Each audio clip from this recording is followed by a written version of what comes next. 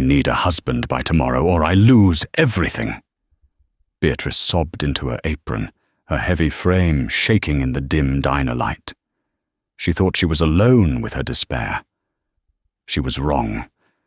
From the shadows of the corner booth, the city's most feared syndicate boss stood up.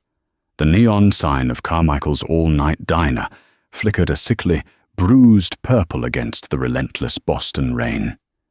Inside, the air was thick with the smell of stale grease, burnt coffee, and quiet desperation. Beatrice Miller wiped down the laminate counter for the 4th time that hour, her swollen ankles screaming in protest. At 28, Beatrice, or Bay, to the few who actually looked her in the eye, was not the kind of woman who turned heads, unless it was accompanied by a cruel whisper. She was a size 22, with a soft, round face and a heavy-set figure that she spent her life trying to hide beneath oversized, aggressively ugly diner uniforms. Society had taught her early on that taking up physical space meant she had to shrink her personality to compensate. She kept her head down, worked double shifts, and bore the brunt of the diner manager, Frank's verbal abuse without a word of complaint. She didn't have the luxury of pride. She had Lily. Lily was her late sister's 6-year-old daughter. Since her sister's tragic overdose 2 years ago, Bea had been Lily's entire world. But love, in the eyes of the state of Illinois family court, didn't pay for pediatric asthma medication, nor did it satisfy the rigid requirements of a stable household. The diner phone on the wall behind the register rang, its harsh trill cutting through the hum of the refrigerators. Bea wiped her hands on her stained apron and picked it up. "Carmichael's. Bea speaking." "Bea, it's Gregory." The voice of Gregory Hirsch, her overworked, underpaid public defender, made her stomach drop to her worn-out sneakers.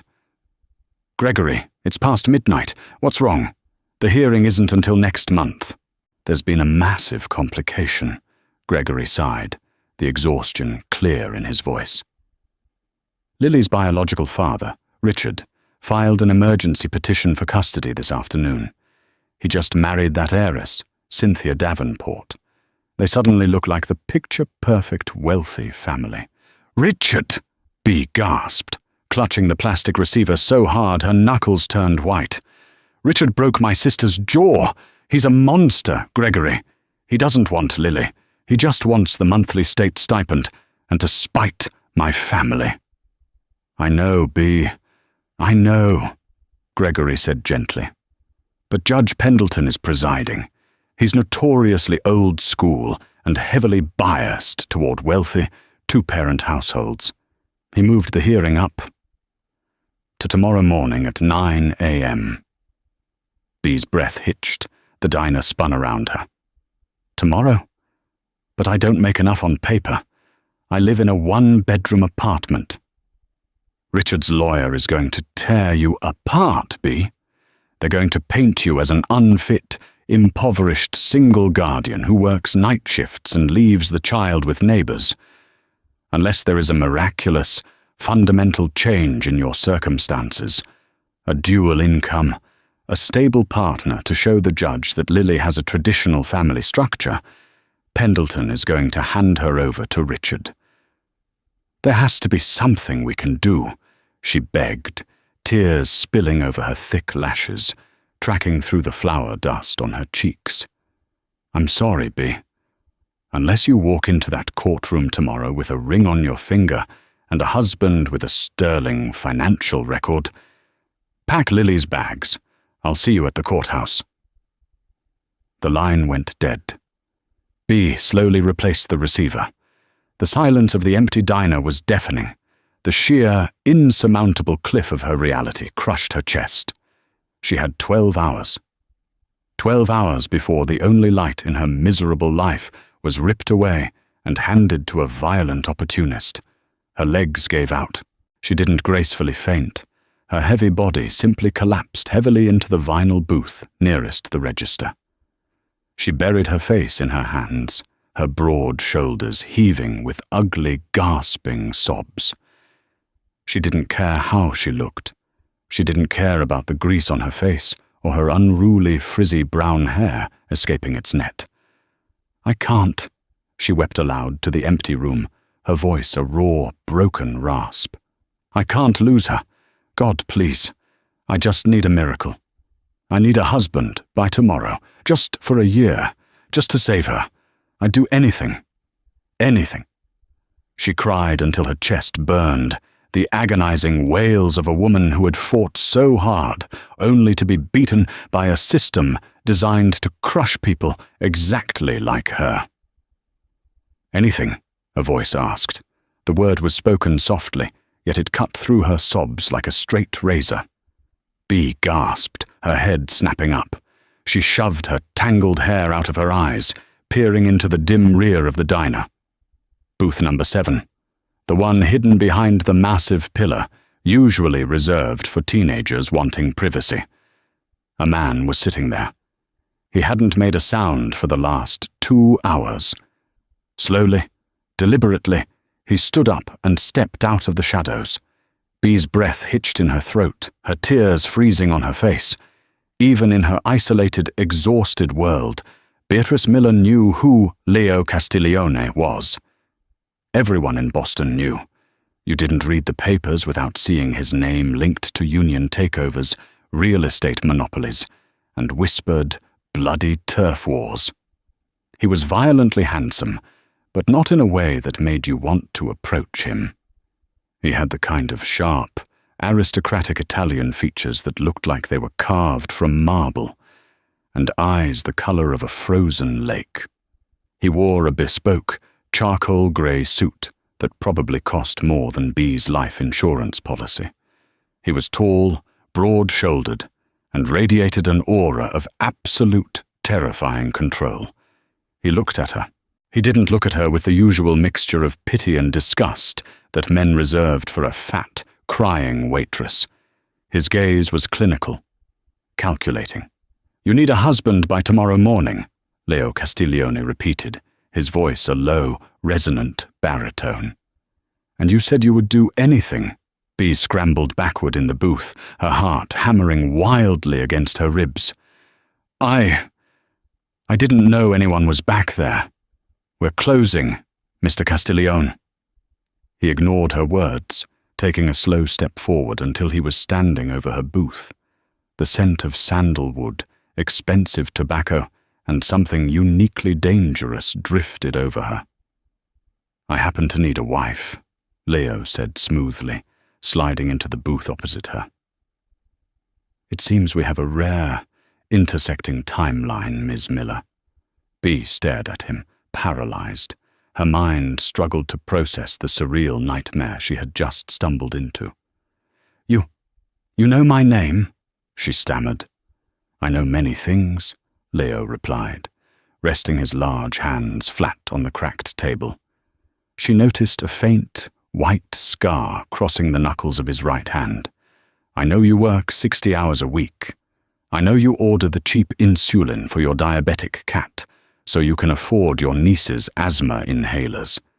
And I know Judge Arthur Pendleton is a corrupt, sanctimonious fool who responds only to wealth and power. Are you having me followed?" Bea whispered, her protective instincts flaring even through her terror. "Don't flatter yourself," Leo said bluntly, though his tone wasn't cruel. "I own the building you live in. I own this diner. My men do thorough background checks on all employees and tenants. You are remarkably, profoundly boring, Beatrice. You have no criminal record, no secret debts, no hidden vices. You are invisible to the world." Bea flinched, the words stinging despite their truth. "If I'm so invisible, why are you talking to me?" Leo leaned back, his icy blue eyes locked onto hers. "Because invisibility is exactly what I require." He reached into his tailored jacket, and for a terrifying second, Bea thought he was going to pull out a gun. Instead, he withdrew a silver cigarette case, though he didn't open it, merely turning it over in his hands. My grandfather, Donato Castiglione, passed away last week, Leo began, his voice devoid of any familial warmth. He controlled the legitimate shipping and real estate arms of my family's syndicate. In his archaic, old-world mentality, he believed an unmarried man was a reckless man. His will contains an ironclad stipulation. I cannot legally inherit the shipping empire unless I am married. B blinked, the absurdity of the situation momentarily overriding her fear. You're a Mafia boss. Can't you just threaten the lawyers? A ghost of a smirk touched Leo's lips. The lawyers are federal trustees.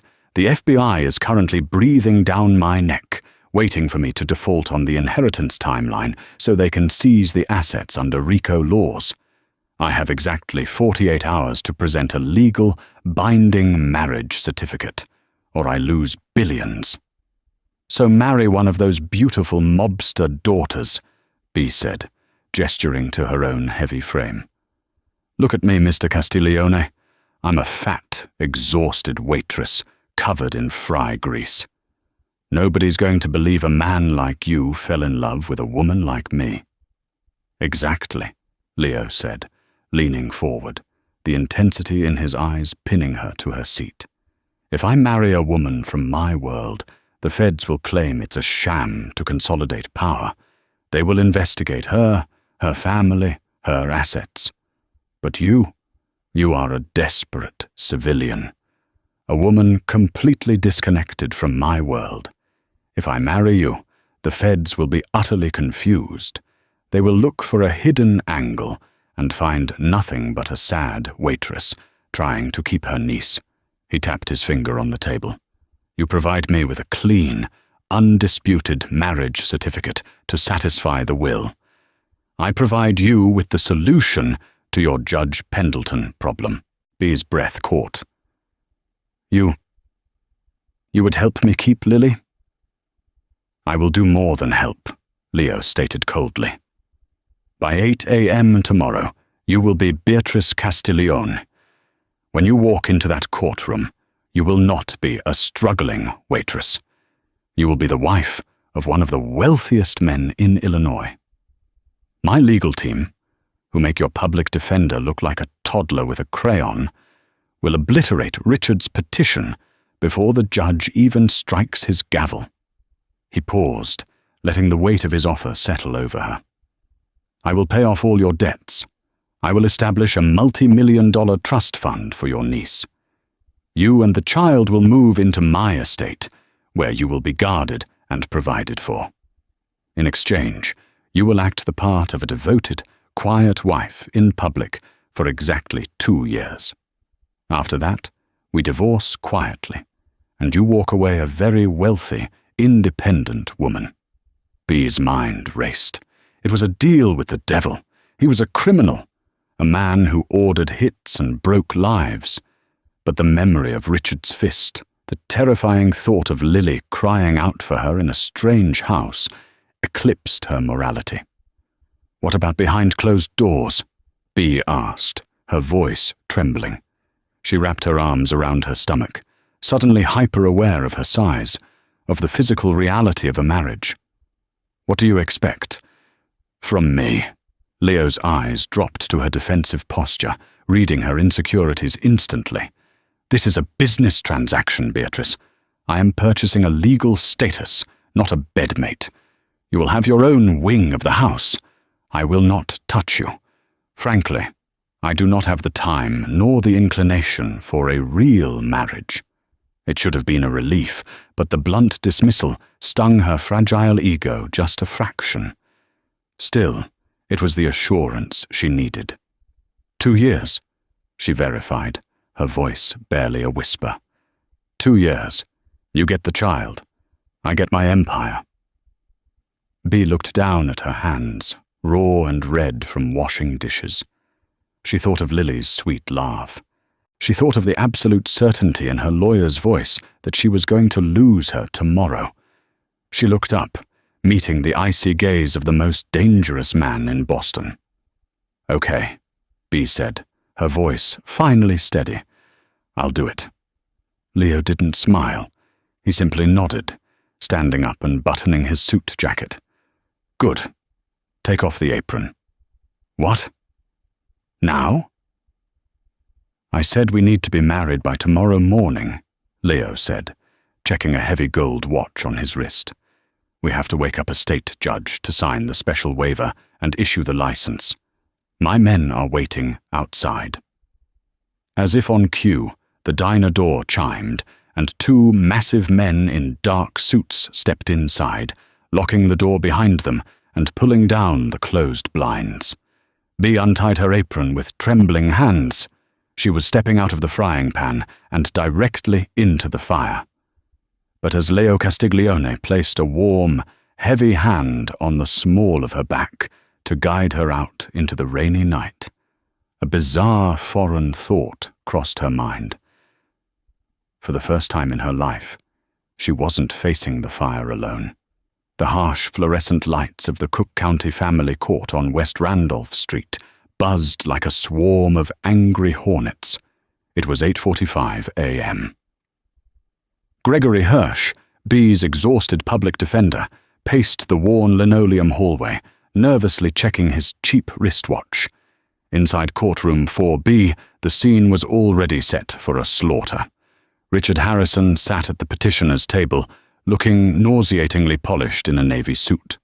Beside him sat his new wife, Cynthia Davenport, a woman so painfully thin and impeccably blonde, she looked like she was carved from ice.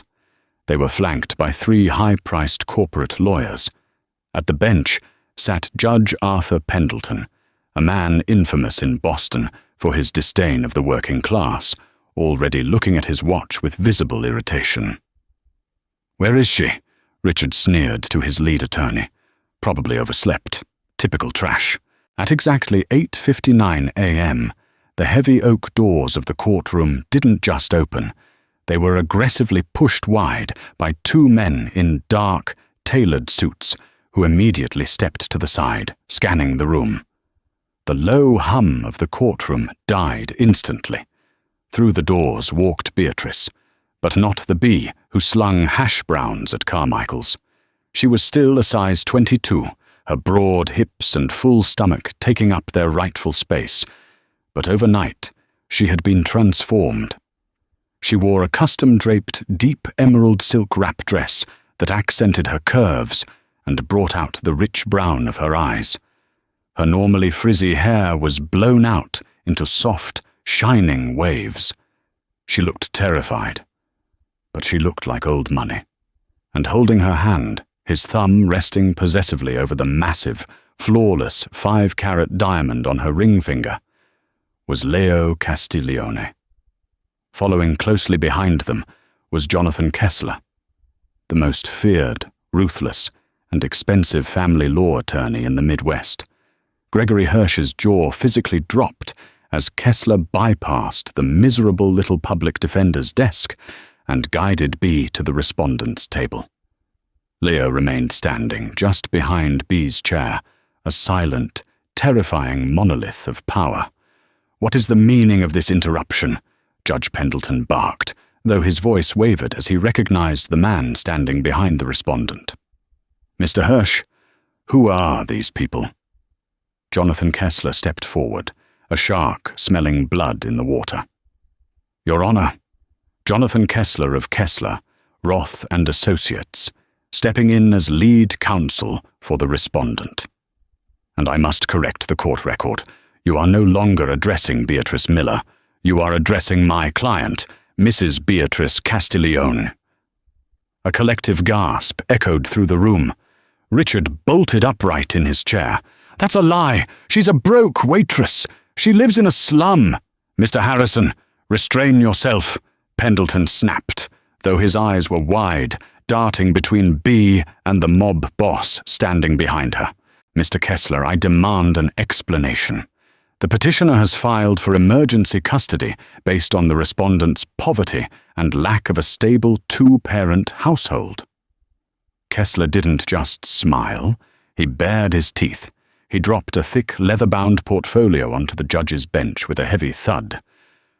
"Your Honor, You will find in that folder an authenticated marriage certificate signed at 3 a.m. this morning by a state Supreme Court justice.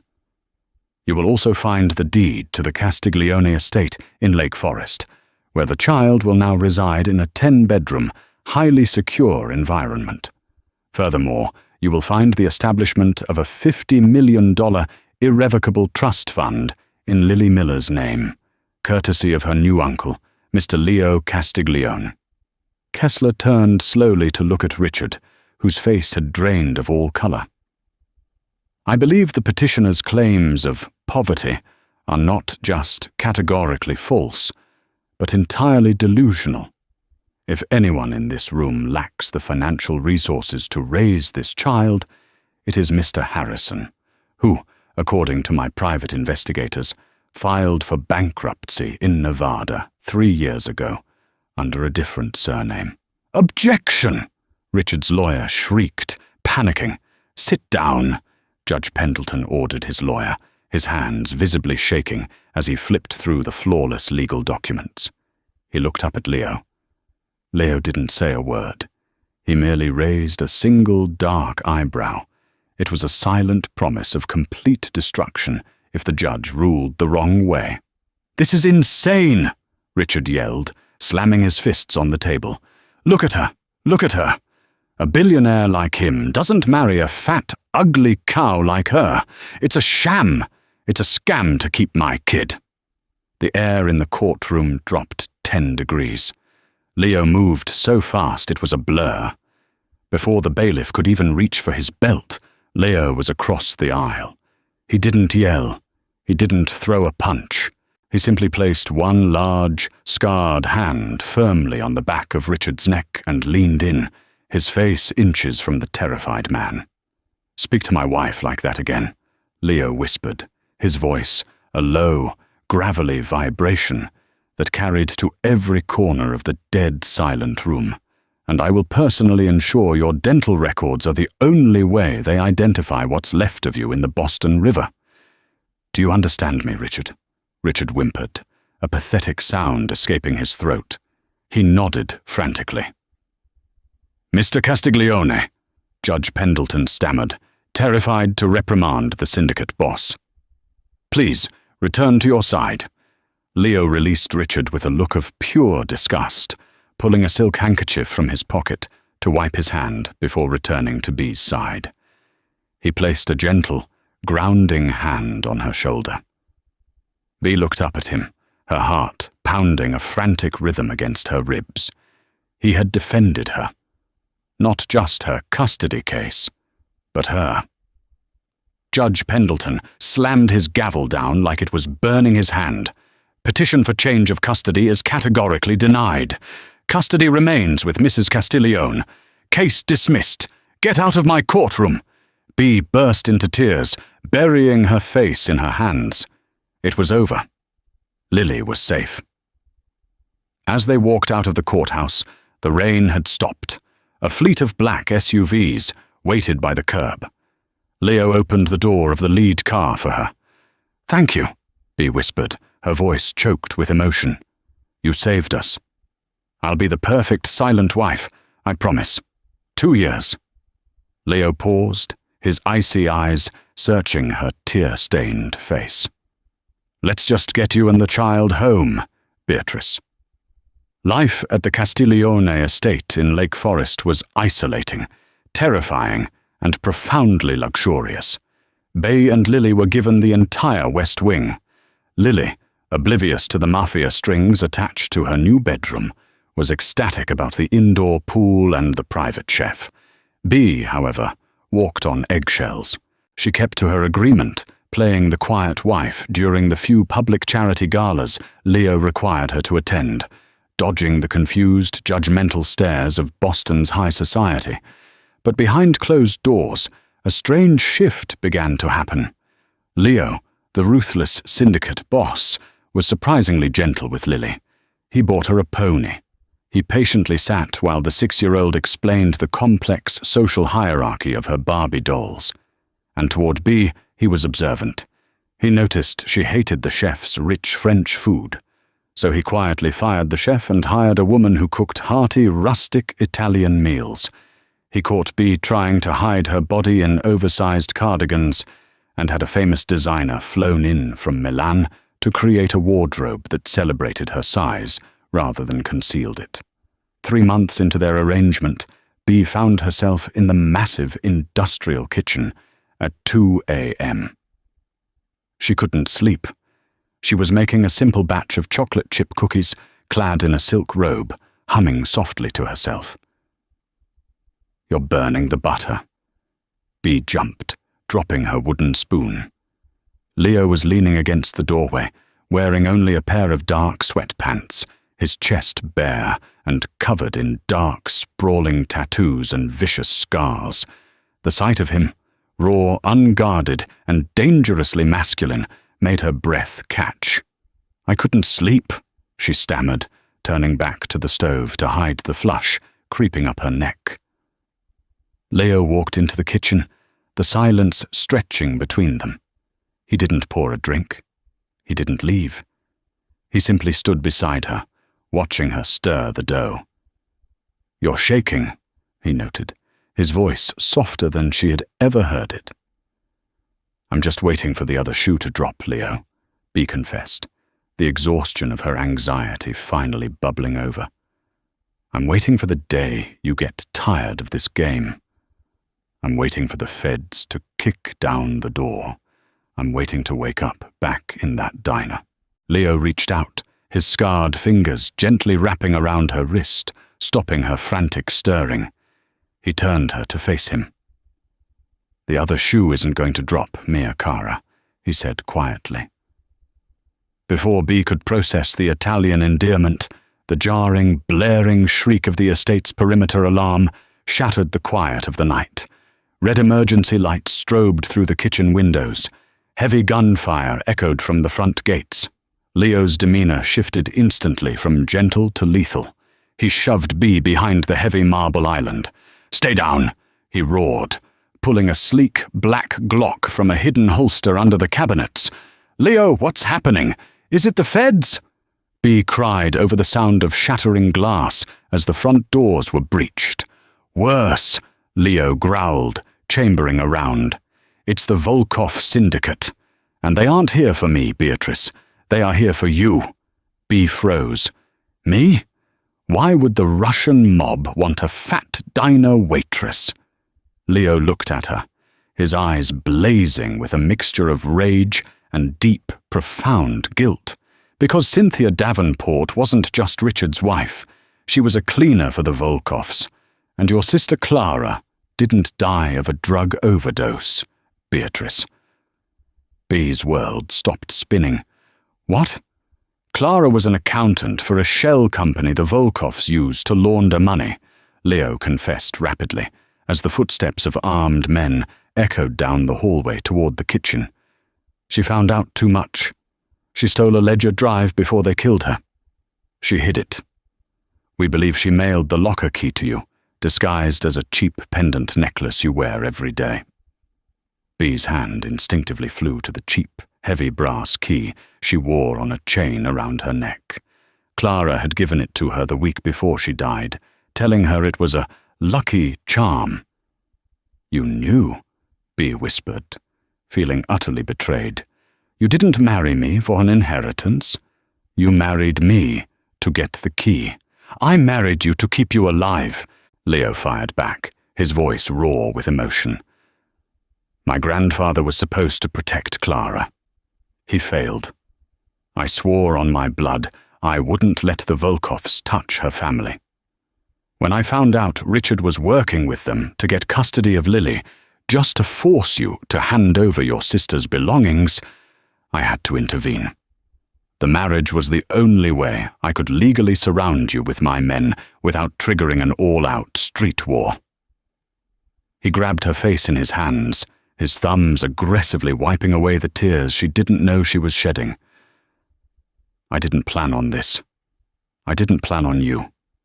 You are brave, and you are loyal, and you are the most fiercely beautiful woman I have ever known."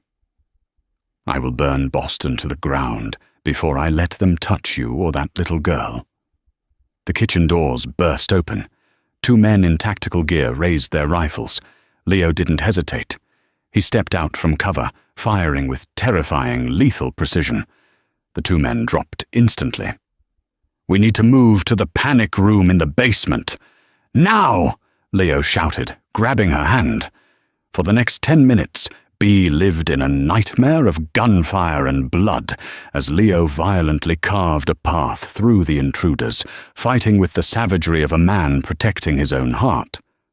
When they finally reached the reinforced steel door of the bunker, sealing themselves and a terrified, crying Lily inside, the silence that followed was heavy with adrenaline and truth. Leo sat on the floor, bleeding from a graze on his shoulder, breathing heavily. Bee rushed to him, tearing a strip from her silk robe to press against the wound. "You're hurt," she sobbed, her hands covered in his blood. Leo looked up at her, ignoring the pain. He reached up, tracing the curve of her cheek, his eyes entirely stripped of the cold mob boss facade. "2 years was a lie, Beatrice," he whispered, pulling her down until her forehead rested against his. "If we survive tonight, I'm never letting you go. You are mine. You have always been mine." Bea closed her eyes, the terrifying, beautiful reality washing over her. She had asked for a husband by tomorrow. She ended up with a protector for a lifetime. Beatrice's life flipped from a desperate diner waitress to a Mafia queen overnight, proving that sometimes the darkest shadows hide our fiercest protectors. What would you do if a dangerous billionaire offered to solve all your problems for a fake marriage? Drop your thoughts in the comments below. If you loved this dramatic Mafia twist, like this video, share it with a friend, and subscribe for more thrilling, true crime and romance stories.